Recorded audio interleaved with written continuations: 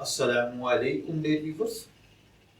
हमारा आज का टॉपिक है बीवी का गलती से शोहर को भाई कह देना, क्या इससे निकाह मुतासर होता है या नहीं।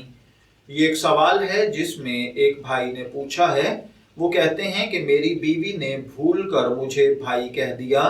मैं उस पर गुस्सा हुआ कि ये तूने क्या कहा। उसने कहा ये गलती से मेरे मुंह से निकल गया है, मैंने जानबूझकर नहीं कहा है। इस बारे में हमारे लिए क्या शरई हुक्म है? क्या हम अलग हो जाएं? निकाह टूट चुका है या निकाह बाकी है? हम बहुत परेशान हैं, बराए मेहरबानी रहनुमाई करें।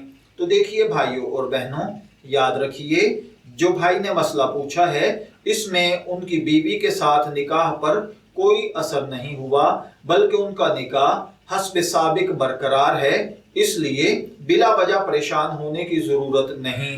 ताहम आइंदा शोहर को भाई कहने से इज्तनाब करना चाहिए। मैं दुआगो हूँ कि अल्लाह ताला हमें इन बातों को समझकर इनके मुताबिक अमल करने की तौफीक अता फरमाए। शब्बीर अहमद को इजाज़त दीजिए, फिर हाजिर होंगे किसी नए टॉपिक के साथ। तब तक के लिए अल्लाह हाफिज।